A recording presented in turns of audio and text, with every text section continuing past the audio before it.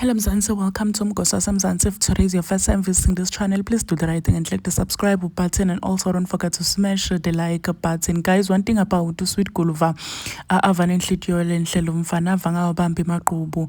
Utokhumbula ukuthi uSomizi wathi teyana neke asekele nalo Sweet Guluva wenu koqala ngikaza wine, but uthe makaphuma lapha ku Big Brother sawinile uSweet Guluva shem bathi mabambuta ku podcast ya LT lokuthi uqabangani ngaloko lokushiwe nguSomizi ngaye, wathi yena akambambela imaqhubu because uSomizi ngibabelo mdzala nyalo siyambona lapha nesitolo sami Somizi uthenga impahla tesomphaya guys, uthatha ama picture naye uSomizi uthatha ama video like it's just cool nje, like it's just cool. He doesn't mind, he doesn't care ukhohlwa ngayo yonke into.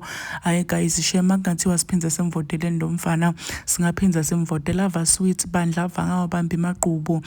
Ngibo bantu ke lana laba deserve akuvotelwa, ngibo bantu aba deserve ukuvotelwa. And ever since aphumela lapha ku Big Brother, even bantu bacala bathatha ama pictures nabo naye, bathatha ama videos naye. Shame, like he's always cool, always allowing people ukuthi bathatha ama videos naye bambingelela. Cha guys, I really understand why Mzansi voted for this guy. Ave deserve kuvotelwa, nkosi yami, ava deserve impumelelo nako konke njena alokuhle lokutako empilweni yakhe, waze walunga nangumfana waphola wabaphansi nangumfana personality yakhe njena is just on another level, and he's going really far.